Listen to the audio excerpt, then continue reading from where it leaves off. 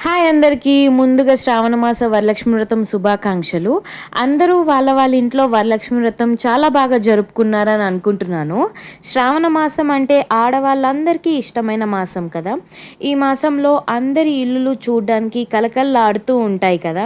ఇంకా ప్రత్యేకంగా వరలక్ష్మి వ్రతం రోజైతే ప్రతి ఇల్లు ఒక గుడిలాగా చాలా పవిత్రంగా కనిపిస్తూ ఉంటుంది. అమ్మవారి పూజ చేసుకోవాలంటే మాకైతే ఈ పూజా మందిరం సరిపోదు కాబట్టి ఇలా సపరేట్గా పీఠం పెట్టి అమ్మవారిని కూర్చోబెట్టి చేసామన్నమాట.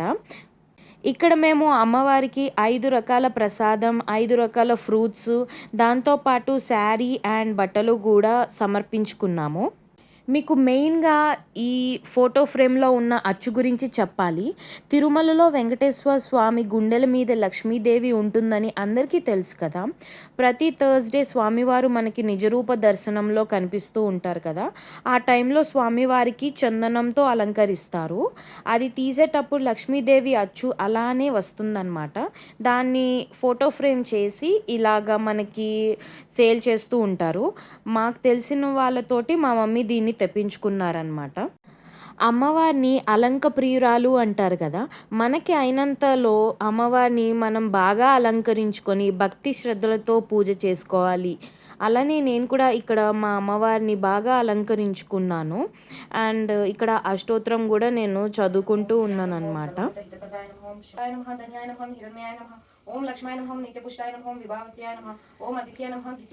ఇలా నా పూజనైతే ముగించుకున్నాను.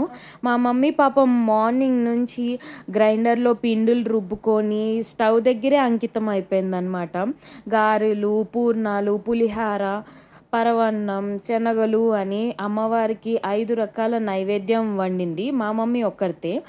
అండ్ ఇంట్లో ఉన్న లక్ష్మీదేవిని మనం అందుకే మా ఈ చిన్ని లక్ష్మీదేవిని తయారు చేద్దామని అనుకున్నాము. కానీ పాపం మా అమ్మకి అస్సలు ఒంట్లో బాలేదు. లైట్‌గా ఫీవరు, కోల్డ్, కాఫ్ ఉంది. చాలా నీరసంగా అయితే ఉంది. కానీ రెడీ చేసేటప్పుడు మా అమ్మ పేషెన్స్‌కి అయితే మనం మెచ్చుకోవచ్చు. చక్కగా కూర్చుందనమాట. అన్నీ పెట్టించుకుంది. పాపం చౌల్‌ది హోల్ పెద్దగా లేదని చెప్పి మేము డబల్ టేప్‌తో అటాచ్ చేయడానికి ట్రై చేసాము. బట్ అది కుదరలేదు. మా కన్నయ్యనేమో ఇలా సింపుల్‌గా ఒక షర్ట్, ప్యాంట్ వేసి రెడీ చేసాము. ఇంకా పిల్లలనైతే వీడియోస్ అండ్ ఫొటోస్ మేము తీసుకుంటూ ఉన్నాము. మా అమ్మ చూడడానికి చిన్న లక్ష్మీదేవిలా ఉంది కదా. కామెంట్ సెక్షన్లో చెప్పండి. వాళ్ళ అన్నయ్య కూడా అమ్మని చూసి తెగ మురిసిపోతున్నారు. మెయిన్‌గా వెనకాలేసిన జడ చూసి వావ్ సూపర్ అని అంటూ ఉన్నాడనమాట. ఇప్పుడు బయట ఉన్న సొసైటీని చూసి, సిచ్యువేషన్ చూసి నాకైతే ఒకటే అనిపిస్తుంది.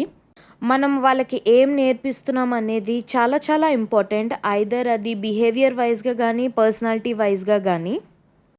యాజ్ ఏ పేరెంట్స్‌గా వాళ్ళు కరెక్ట్ పాత్‌లో గ్రో అయ్యేలాగా చూసుకోవడం అది మన బాధ్యత అని నేనైతే అనుకుంటాను. ఇంకా పిల్లలైతే సంతోషంగా ఆడుకుంటూ ఉన్నారు. అమ్మవారిని మనం నియమ నిష్టలతో పూజిస్తే అమ్మవారు ఖచ్చితంగా మనకి అనుగ్రహిస్తుందన్నమాట. మేము వరలక్ష్మి వ్రతం అయిపోయిన నెక్స్ట్ డే వెంకటేశ్వర స్వామికి కూడా పూజ చేసి అప్పుడు పీటను కదుపుతాము. ఇక్కడ మేము నైవేద్యంగా సలివిడి, వడపప్పు, పానకం, పాలు, అన్నమయ్య లడ్డు, స్వీట్ దేవుడికైతే సమర్పించాము. ఇక్కడ మమ్మీ 8 పిండి దీపాలు చేసి దాంట్లో అయితే నెయ్యి పోసి దీపం వెలిగించింది.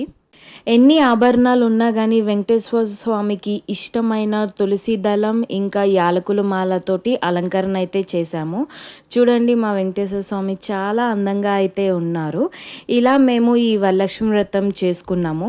ఎలా ఉందో మాకు కమెంట్ సెక్షన్లో చెప్పండి. అంతే ఈ video. Thank you so much for watching and please do subscribe.